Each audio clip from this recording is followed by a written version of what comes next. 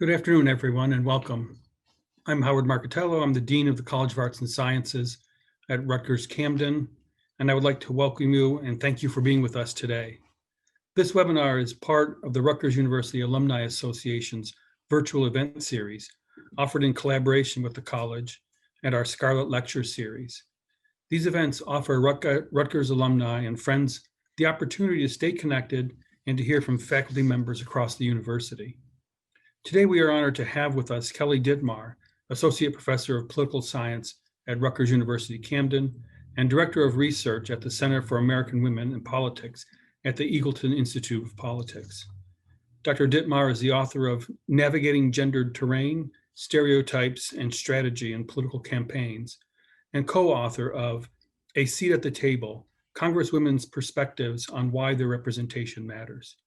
Her research focuses on gender and American political institutions.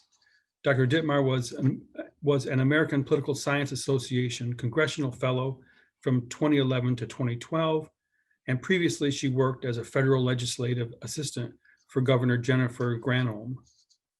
She has been an expert source and commentator for media outlets, including MSNBC, NPR, PBS, the New York Times, and the Washington Post. Dr. Dittmar earned her BA from Aquinas College and her PhD from Rutgers University, New Brunswick. Please note, all attendees have been placed on mute for the duration of this discussion. If you have questions, please send them via the Q&A option at the bottom of your screen throughout the presentation. Following the discussion, I'll read your questions aloud to Dr. Dittmar. We will get to as many questions as we can.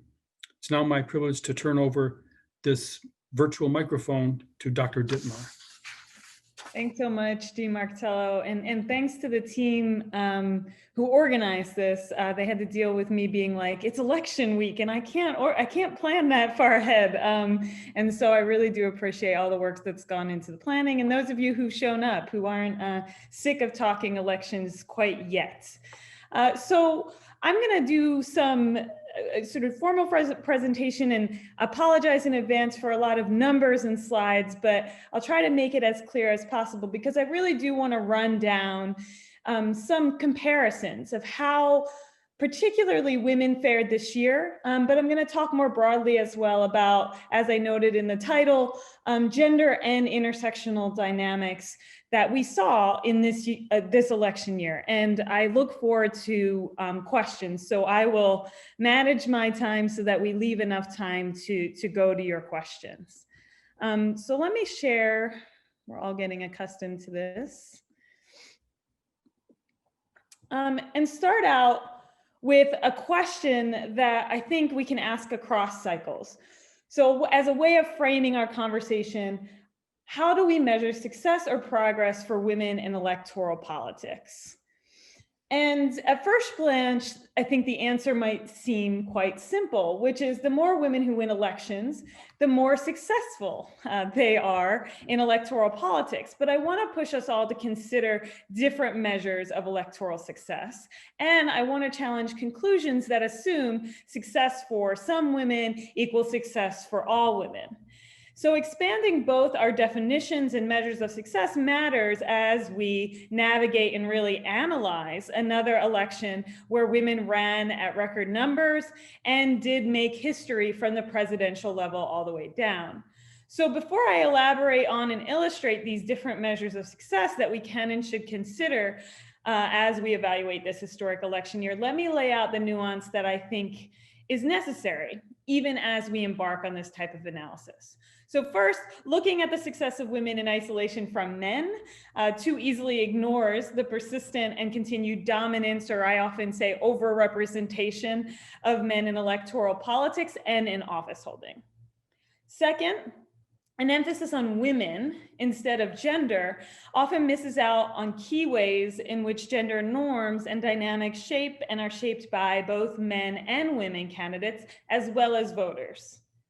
This means that looking at men and women, it means looking at both men and women as well as masculinity and femininity, and the range in between, if we talk about gender as well as a spectrum, looking beyond those binaries is important to our analyses. Finally, if we're going to focus on women, we have to do so in ways that don't lump all women together to fit a singular narrative of success or failure. It's key that we interrogate the intersections of gender with other identities, key to candidate motivation, experience, and voter behavior. That means looking especially at race and ethnicity, looking at ideology, and realizing how gender plays out differently for candidates and voters who are differently located at these various intersections.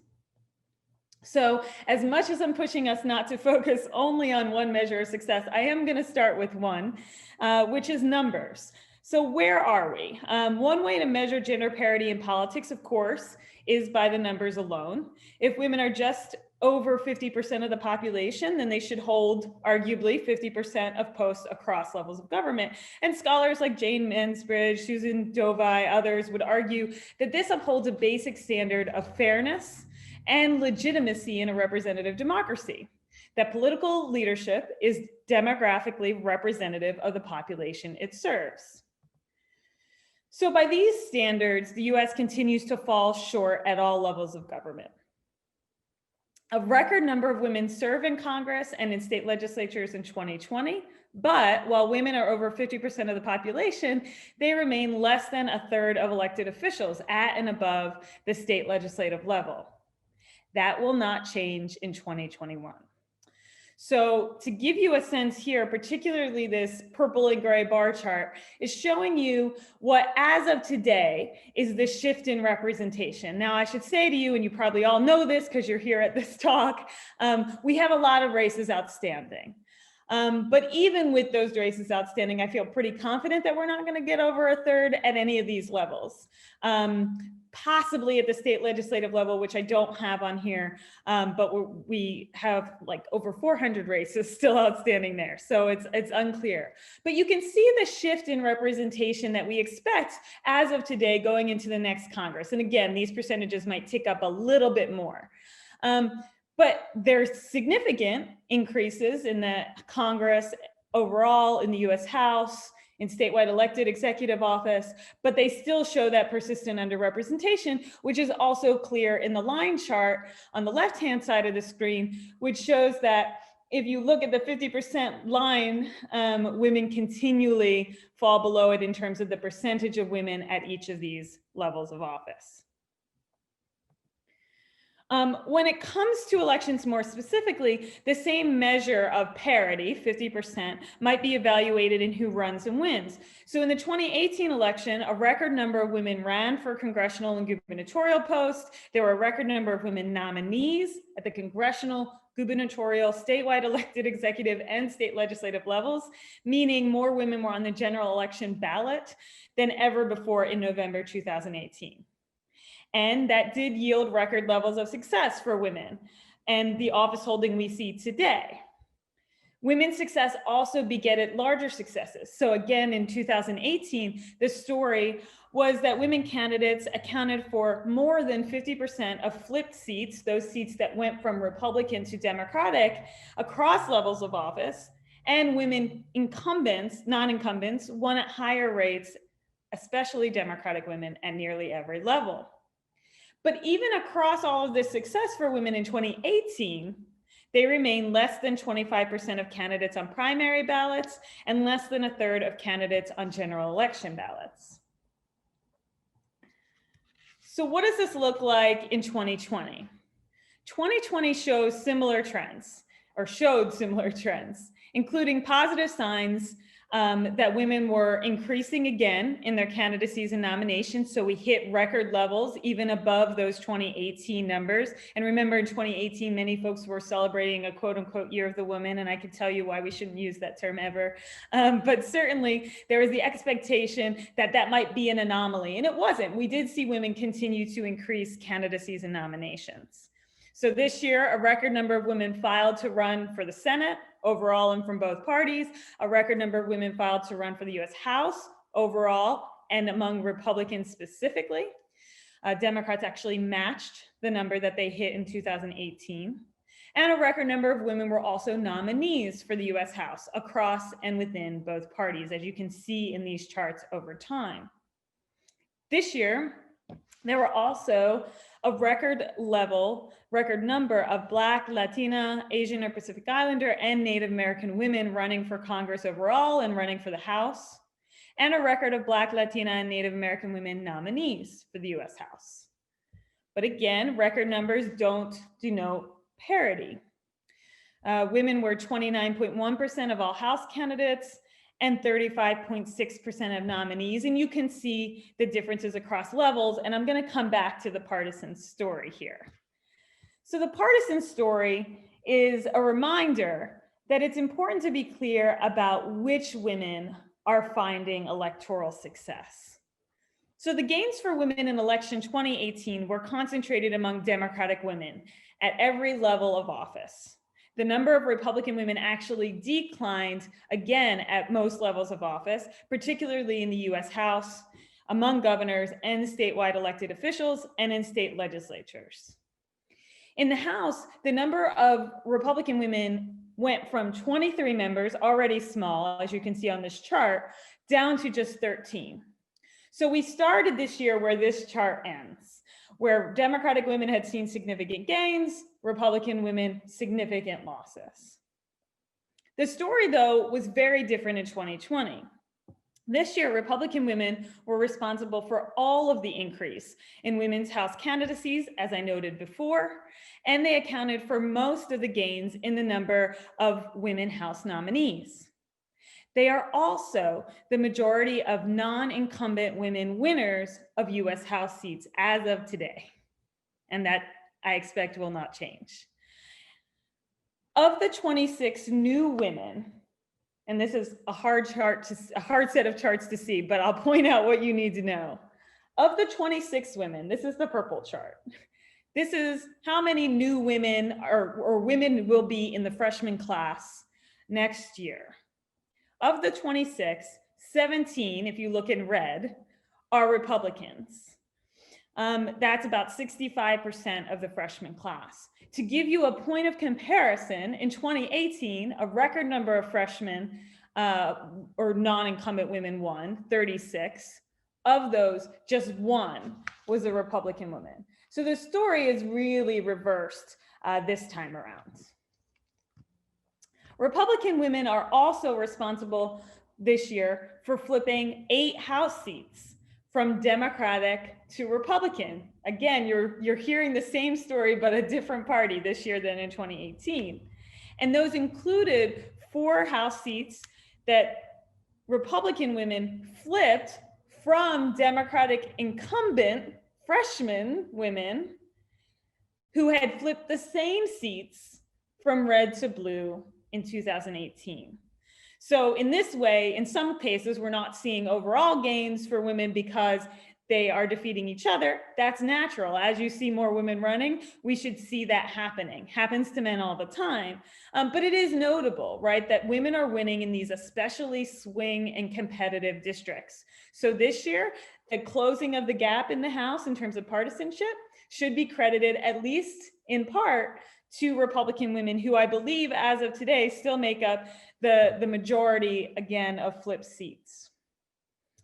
Finally, as a result, Republican women not only made up for the seats that they lost in 2018, but they will also hold a record number of House seats in 2021. So they're going to be at 28 seats, and the previous, at least 28. Sorry, I keep meaning to remember that. And the previous record was 25. And I will be honest with you, going into this cycle, there was not the expectation that they would do so well, but the better than expected year for Republicans from the top of the ticket all the way down really had an impact on the success that these women, who again were in these especially competitive districts, really allowed them, I think, to succeed at rates higher than it was otherwise expected. But here's the big but, because this is what we do at the Center for American Women in Politics. We are often the wet blanket, raining on folks' parade.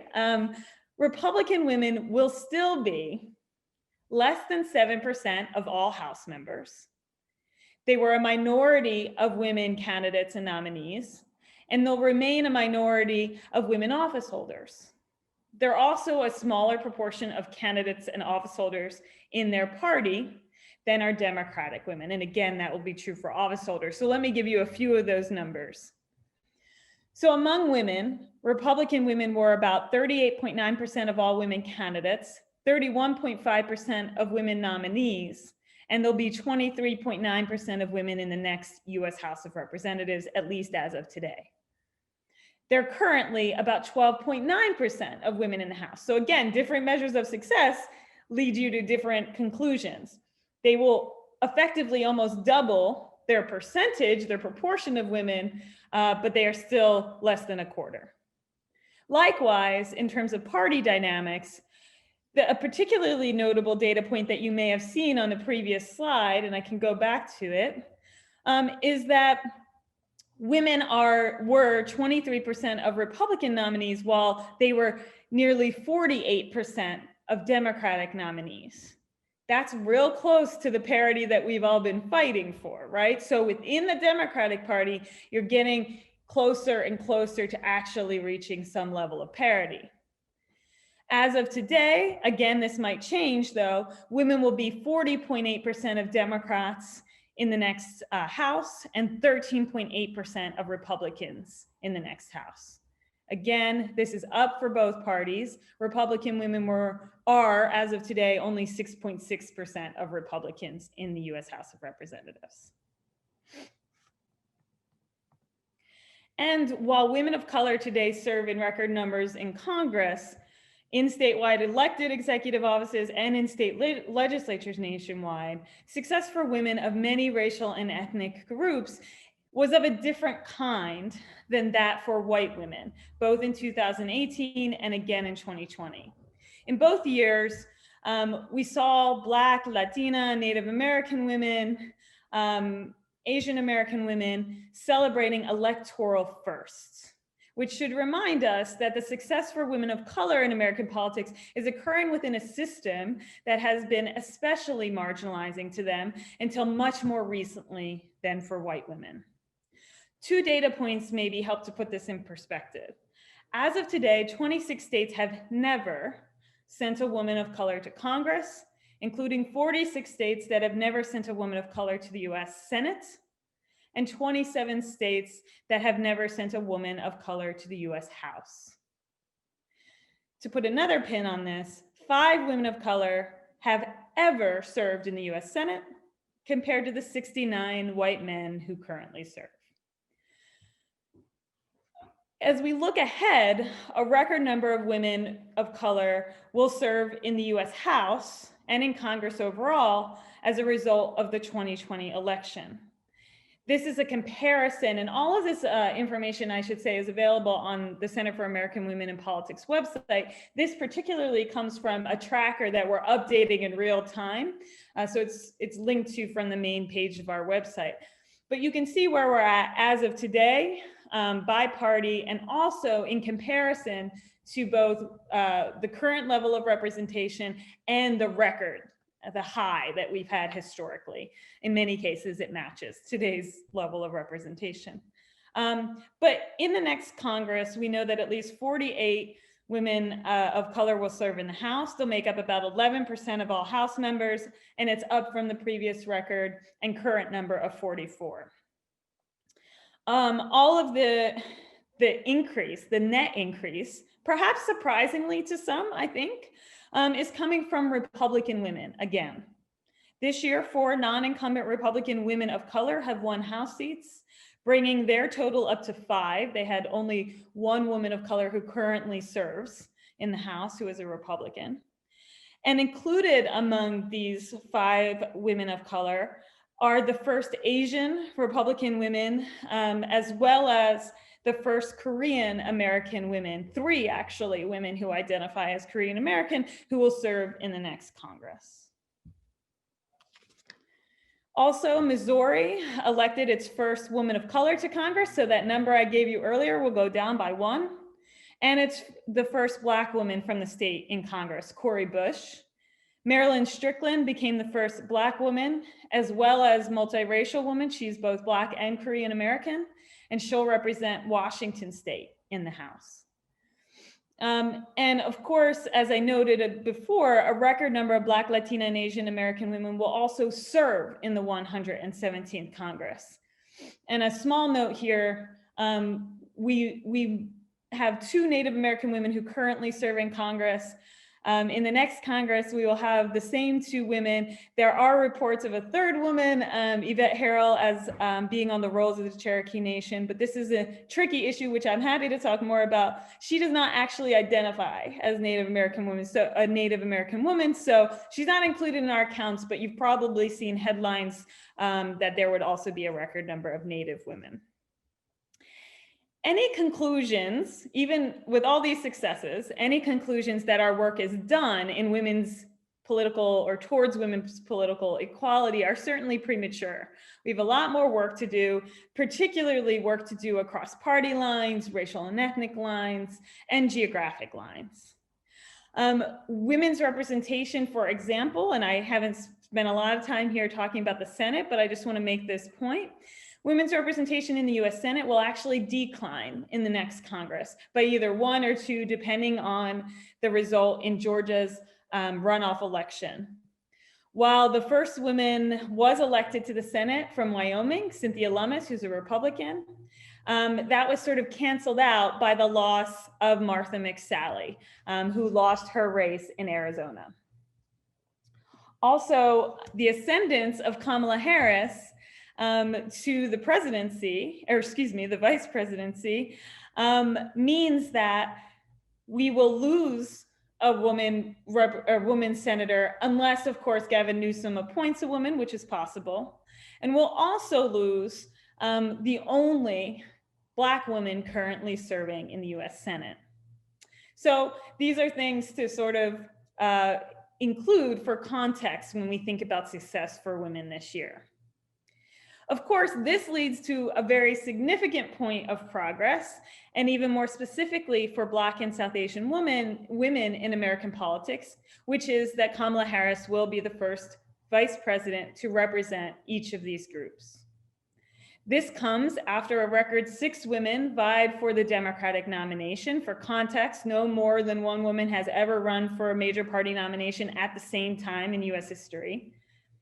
And these women, I would argue, demonstrated that there was no singular way to run as a woman at this high level of office. So let's sort of, I think, take that in for a second. One thing I feel like has been happening in the post-election chaos has been that we may not have all taken in that historic moment and this historic milestone in as something really essential to pushing us forward in what we see as presidential, who we see as presidential, and how we disrupt some of the expectations of especially presidential, but broadly political leadership that are most likely to be associated with whiteness, masculinity, and men. Let's also think about what that tells us about success beyond any single numbers. So evaluating women's success and gender progress in electoral politics by the numbers, I do think is important and valuable. It's why I work at the center that I work at. It's a lot of the work we do. It's especially important if we take into consideration these historical and intersectional differences. So that's why I showed you lots of charts over time. But there are real limitations to a purely quantitative take on women's success or gender progress in American politics. And here's one of the sort of major limitations. Numeric success can occur without shifting the gendered ground upon which campaigns are waged. So in my first book, I described campaigns as gendered institutions, meaning that they're shaped by gender norms and stereotypes that guide both candidate behavior and voters' evaluations and expectations of candidates. And those stereotypes create different rules and requirements for women and men who confront different realities when they run for office. And I probably don't need to tell this audience, but it's worth reiterating here. We all hold expectations of what it means to be a man or a woman. Those are our gender stereotypes. And we hold expectations of what it means to be a candidate or a political leader. Those are stereotypes of candidacy and office holding. For men, those 2 sets of expectations are more likely to align than they are for women. And voter demands of candidates have often aligned, again, masculinity and men, forcing women to navigate arguably more hazardous or at least tricky gendered terrain in political campaigns.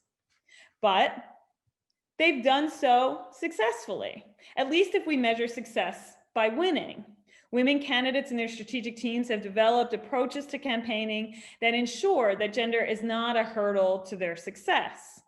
As a political consultant and friend of mine, Mary Hughes, told me for that book, gender really ceases to be a factor if you do your job well. Candidates and their teams have long found ways to address voter expectations throughout campaigns so that any perceived disconnects or violations of these gender or office stereotypes are not disqualifying for a candidate and two voters on election day. Similar guardrails have been used to guide campaign strategy and candidate behavior along racial lines, looking at stereotypes, racial stereotypes and expectations, and thus trying to inform campaigns in a way that avoid or navigate those so that they are not, again, disqualifying. Too often, I would argue, though, that addressing voter expectations has meant that women candidates have historically sought to prove that they are man enough for the job by touting credentials and expertise more often assumed of men. In doing so, they maintain masculinity as the standard by which fitness for political office is measured. So the question here is, what if women and men altered instead of adapted to these credentials for candidate success?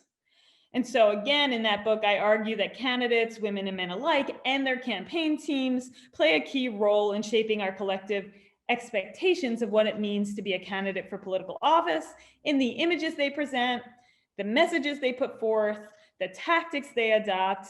In all of those things, candidates make decisions about whether or not to adhere to or reject the prevailing rules of political engagement, rules that have, at least until this point, favored masculinity in men.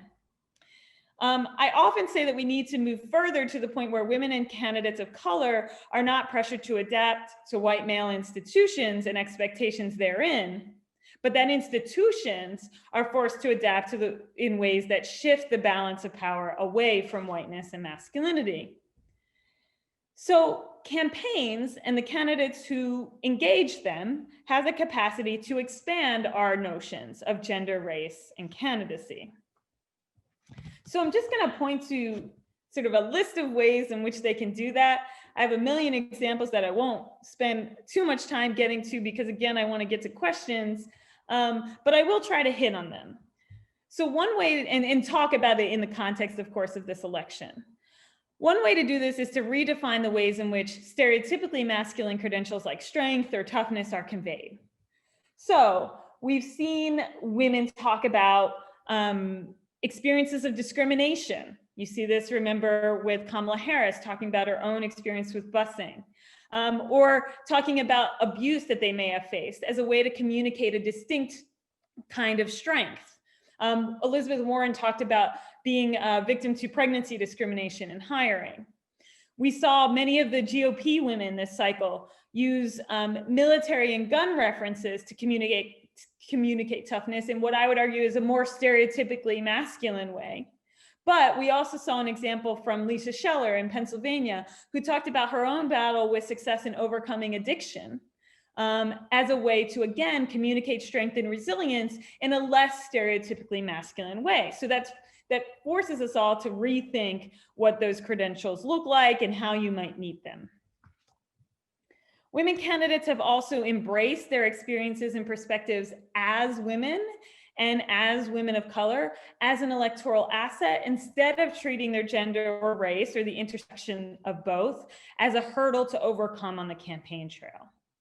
So beyond these more negative experiences of abuse, discrimination, or marginalization, women have touted distinct perspectives and experiences from male counterparts on things like motherhood. And we've seen this not only in the last few cycles, but certainly if you can go back to Patty Murray, A Mom in Tennis Shoes, and you see women candidates over time saying, well, wait a second, my experience as a mom, as a primary caregiver, actually does bring some distinct value to policymaking.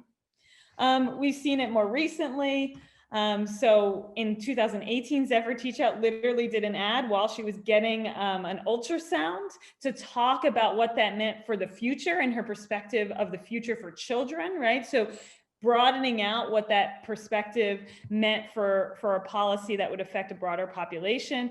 MJ Hager, who ran for the Senate in Texas this time, had her kids in many of her ads, both when she ran in 2018 and 2020, and leveraged that role as mother, again, to talk about the policy issues that she both cared about and understood innately because of being a mother of young children. I think that Hillary Clinton may have made this claim actually most clearly in 2016. So I'm like a broken record, I often quote this because I think she said it pretty well for a lot of the work that we do at COP and others do to advance women in politics. She said, I'm not asking you to vote for me because I'm a woman, I'm asking you to vote for me on the merits, but one of those merits is that I'm a woman. And I think you saw candidates, including Kamala Harris, throughout this cycle, really emphasize that this distinct perspective that I bring, again, whether it may be specifically a gendered perspective, it may be one thing Kamala Harris has talked about is she is the child of immigrants, that lived experience and direct engagement and understanding of communities is actually something we should value in our elected leaders. So it's not about bean counting. It's not simply about can we get to 50%, it's what do those perspectives bring to policymaking when you include those of more diverse backgrounds. Relatedly, candidates have the capacity to both expand the image and expectations of what it means to be a political candidate and office holder. You may have seen this viral ad in 2018 of Alexandria Ocasio-Cortez, where she starts off the ad saying, women like me aren't supposed to run for office, calling it out directly, right? You all don't expect me to do this, but here's why I should be in office. Likewise, Jackie Gordon, also running in New York this time around, actually has an ad where she does the same thing. She says, you know, the folks in Washington aren't used to people like me, but here's why they need my voice. And I think really women have been more and more willing to call out the underrepresentation of perspectives in Washington, DC and in state legislatures. And again, touting the importance of disrupting images and expectations of what is normal in American politics. And they've done a service to those who come after them, who then might be more likely to be accepted as candidates and office holders. You see this as well, you know, Elizabeth Warren using this sort of symbolic importance of her candidacy to tell young girls that this is what they do, what girls do is run for president. You see LGBTQ candidates being quite vocal and putting out images with their significant others. We saw that as well with Pete Buttigieg. Again, challenging our conceptions of what is normal and what we expect in our candidates and elected leaders. And I just want to take a beat here and I'll wrap up soon, but to note that while all of this work is valuable, that these women are really, again, doing a service to the institutions of politics and elections, it is also burdensome work. And it too often requires more work for women and minority candidates than for white men who run for office. And we saw this most overtly in the Democratic presidential primary election, where women candidates were asked time and again to prove their electability, while their male counterparts, especially white men, were far less likely to be asked to prove that they could win. It forced women like Kamala Harris to talk about it at campaign stops. So she would tell voters, I have faith in the American people to know that we will never be burdened by the assumptions of who can do what based on who historically has done it. You've heard her say this many times. But she had to take time on the campaign trail to do that. It forced Elizabeth Warren to confront concerns about women's electability directly on the campaign stage in January, and to add that rebuttal to doubts in her campaign stump speech and in online advertisement. She actually has an ad with an older white man talking about her being electable to provide that validation. There is surely a long-term benefit of women doing this labor if they can combat doubts about women's electability. But there is also a short-term cost, and that's the opportunity cost of spending time, energy, and even money on this campaign of belief, which is what a practitioner talked to me about. I think it's a great term. Instead of being able to focus on convincing voters that they're simply the best and the most qualified person for the job. So women and people of color are used to doing more work to reach the same results as white men, but waging one campaign is hard enough. Just imagine that these women and these candidates of color are waging two at one time, and that yields different playing fields. So I want to just kind of wrap up by pointing to two other important points. One is I want to be very careful to note that there is no universal way in which women are running, and certainly no universal way in which they are engaging and navigating gender. In fact, what we saw from a lot of the Republican women running this cycle was actually a contrast, a direct effort to contrast other women, and specifically a group of women of color who were elected in 2018. You may sort of see the references right to the squad. Well, conservative women this time use this idea of the conservative squad that's now seems to be among the women who were elected, being used by women like Nicole Maliotakis to say we're going to oppose those women, and really pitting women against women in terms of identity politics. So, and we also saw somebody like Marjorie Taylor Greene really attacking the squad directly as the problem in Congress and branding their version of gender, their gender performance as superior. There's also differences in how Republican women perform gender in terms of the identities that they may tout to Republican voters. So I did an analysis of Republican candidates this cycle, and a lot of the messages were pretty universal: pro-gun, pro-life, and anti-socialist. That was consistent with their party, but also very different, of course, from the Democratic women who were running. And the last point is that men should be talked about in terms of they are the majority of candidates and office holders, as well as strategists, and they play a key role in shaping all of these norms and practices. So this means the responsibility for disrupting gender norms in the name of electoral progress cannot, should not only fall to women.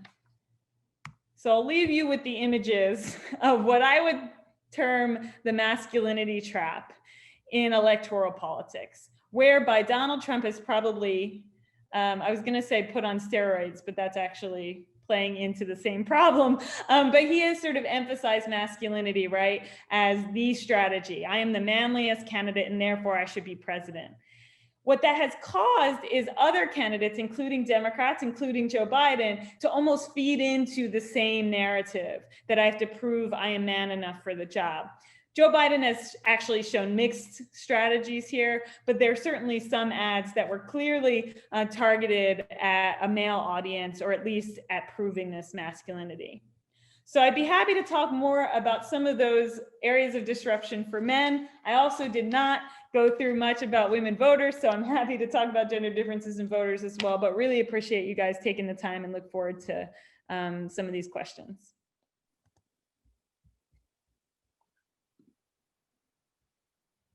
That's great, Kelly. Thank you for that. And we do have a set of questions that have come in that I'd like to read out to you.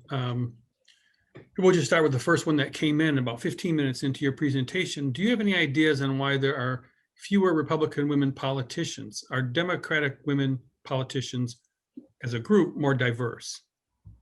Yeah, so in terms of the partisan disparity, it's been pretty consistent, especially since the 1990s. So a lot of people point to 1992 as a quote unquote year of the woman. It was another year in which we saw significant gains.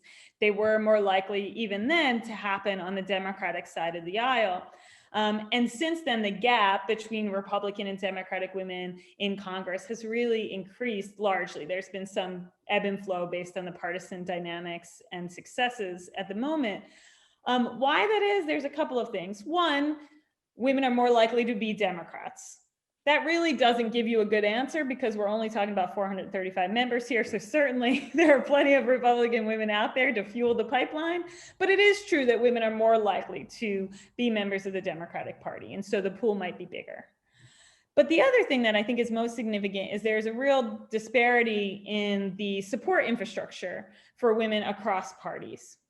On the Democratic side, there are organizations, many more organizations that target women in terms of recruitment, financial support, and training. On the Republican side, there are organizations like that, but they don't match the same level of support. The clearest example is Emily's List, which is pro-choice Democratic, supports pro-choice Democratic women. They dump millions of dollars into a campaign, whereas Republican women have organizations like Winning for Women or ViewPAC. They just don't, I just looked the other day, they gave, I think, combined $100 and some thousand in the last election. So it's just not enough to really make up the difference. And finally, part of why there's not a support infrastructure targeted to women on the Republican side is a philosophical difference. Republicans, broadly speaking, and I'm generalizing to be fair, but among party leadership especially, have been vocal in saying, we don't play identity politics. And what they mean by that, they certainly do, right? We can analyze all parties are playing identity politics. But what they mean by that is we choose the best candidate, therefore, we're not going to do a targeted recruitment program for women. We're not going to do a targeted funding program for women because we don't feel like that's the correct philosophy behind electoral politics. And without doing that, without recognizing that the playing field is unlevel, it's hard to get to parity. That's great. And in your response, you anticipated one of the other questions, which was specifically about the impact that Emily's List has on all that you're talking about. So the next question asks if women voters tend to vote for women candidates in a race, regardless of party affiliation, and does it in any event make a difference if it's a local, a state, or a national, federal election? Yeah, so the answer to this is no, and I'm so glad that somebody asked it because it's a real misconception. And I think we've seen actually bad political strategy based on that misconception. So there is not a gender affinity effect, which is what we would call it, in voting, because we know that the primary and very significant indicator of voting is party identification. And the clearest case you can see on this is if you look back to the 2008 election, when Republican strategists apparently, right, there was some conception that, well, if you just put a woman on the ticket, on the Republican side, all of those disaffected Hillary Clinton voters, primarily women, boomer women who are especially excited by a possible woman president, will vote for the Republican ticket.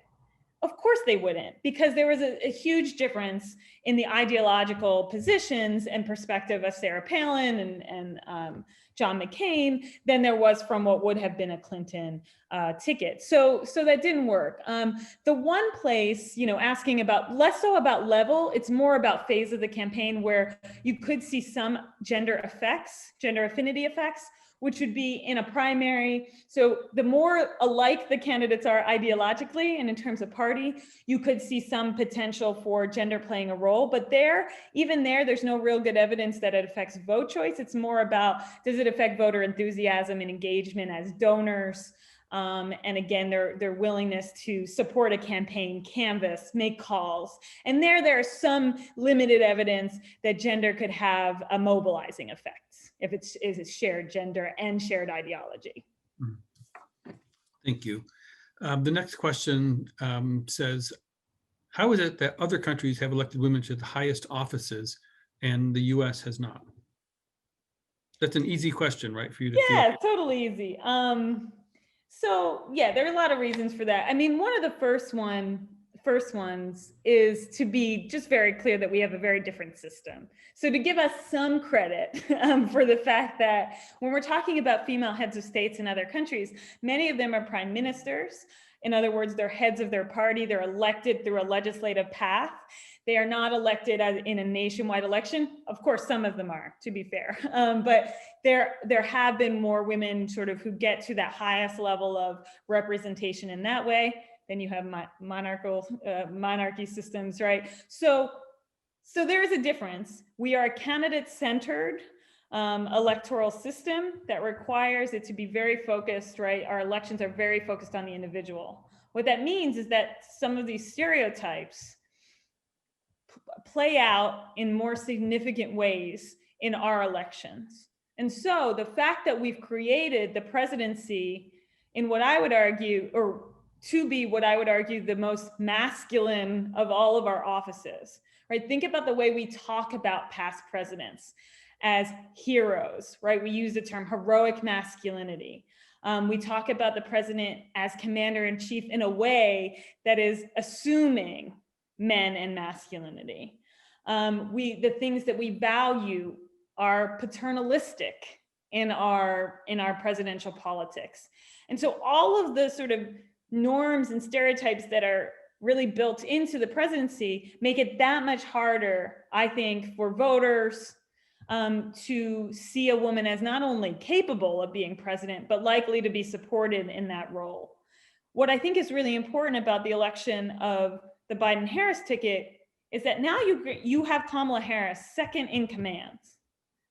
So in 4 years or 8 years, depending on how long Joe Biden serves, it makes it harder for somebody to make the case that a woman's just not electable or a woman isn't qualified or capable of doing this job.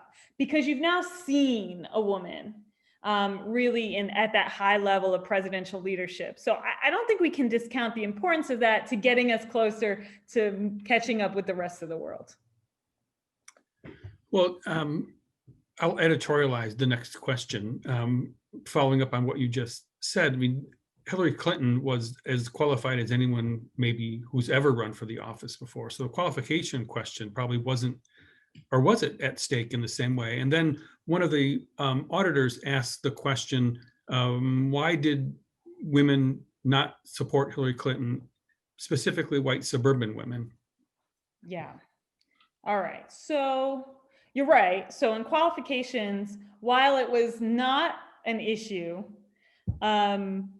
for Clinton on paper, I actually do think there were still some folks who questioned qualifications when you heard things like, well, she's only there because of her husband. You know, she only got to this level because, so there was still some of that blatant sort of sexist analysis, but yes, less of an issue than you would have seen for other women candidates. Suburban white women, we have to be really, really clear that white women have a history, very clear history, of aligning with their race and the privilege that comes with their race, more so than aligning with their gender and the solidarity that you may need there. So this is a great year in terms of the centennial of women's suffrage to remind people that white women, many white women who are fighting for suffrage, not all, but many, were willing to cede suffrage for Black women in order to gain it for themselves. And part of the argument that they made was, well, if you allow us to vote, we will actually overpower the Black vote in the South, right? So the Southern strategy that you've heard. And thankfully, because of this year, I think we've actually heard more, and historians have done a great job of sort of retelling the narrative of what happened. But think about that, then you go through the women's movement, the second wave, if you will, in the 60s and 70s, you see the same issues where white women are putting forth, you know, initiatives not necessarily inclusive of Black women or women of color more broadly. And then we get to 2016, and we see again that this schism, if you will, right, this is true again, where white women are prioritizing, are more willing to look at, well, what does this mean for my husbands, my sons, et cetera, then what does it mean for women overall? And I think we have had some good reckoning about this, but it doesn't change things, and certainly didn't change it in 2020.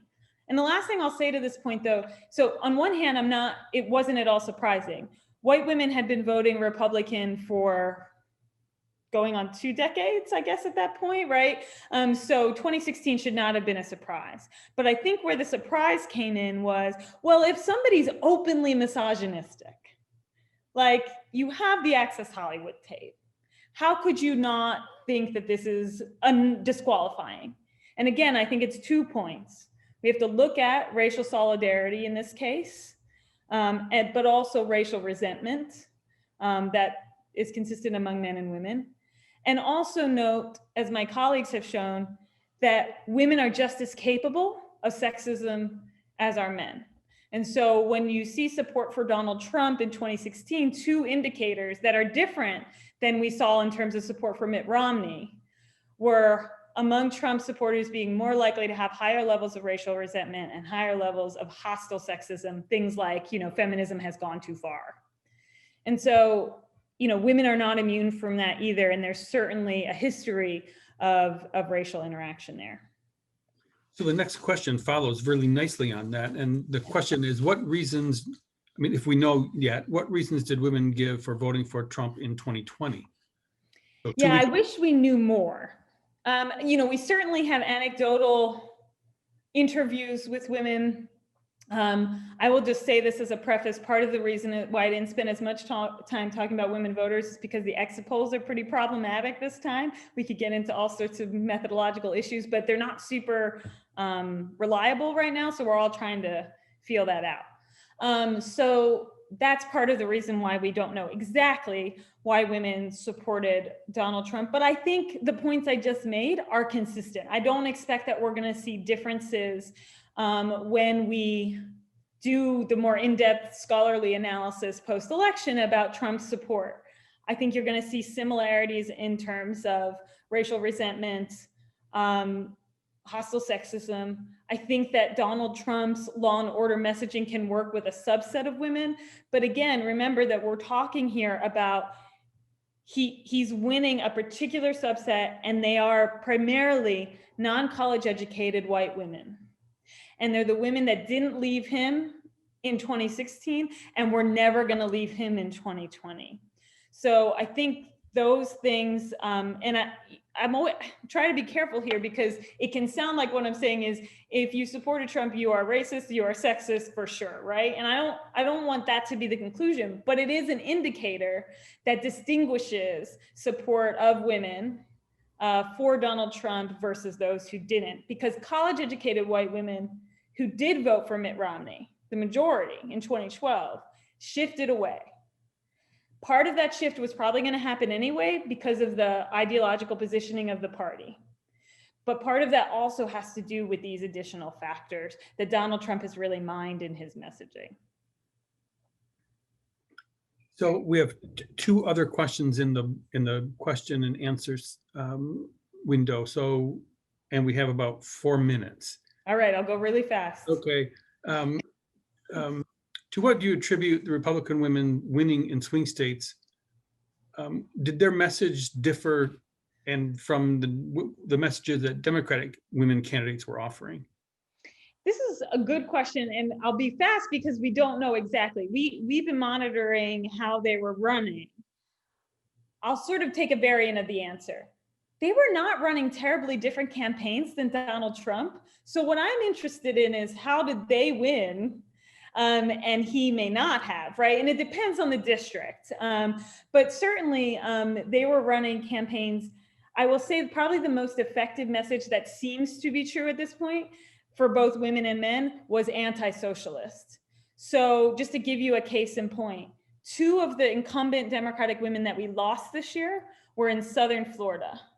And so these arguments, and I'm going to be very careful, Cuban Americans did not cause the election to change. But in South Florida, in these particular districts, the message of anti-socialism, particularly to populations who at least have relations to those in Cuba, I think actually was effective. I think you've got to credit the Trump administration for that. And so two of those women lost, and one Republican woman won there. A woman in Indiana also is from Eastern Europe. And so her whole campaign was about, I lived under a socialist regime and now I'm fighting against it. And I think that was pretty consistent in messaging and possibly effective. We'll set aside my follow-up, which would be, we didn't have socialists by and large who were running against these people, right? Absolutely not. Yeah. So if you can look at like Donna Shalala, who lost, Kendra Horn in Oklahoma, who in any other state would be a Republican. But yes, but the messaging in and of itself could certainly affect voters. Right. And I think the last question we have time for, is there data available on Biden's appeal to seniors relative to Trump's appeal? And it goes on to say that some of Biden's ads were mixing patriotism and maturity to suggest stability, continuity. Yeah, this is really interesting. And seniors was a group that we were watching in terms of the effects, because there did seem to be some shift in senior women to Joe Biden. And I actually think and I can't say, I don't want to, again, be careful with the data. I don't want to say this definitively, but I do think that one of the things we were seeing in polling was the response to COVID as important, and the response to COVID having a particular effect on senior populations.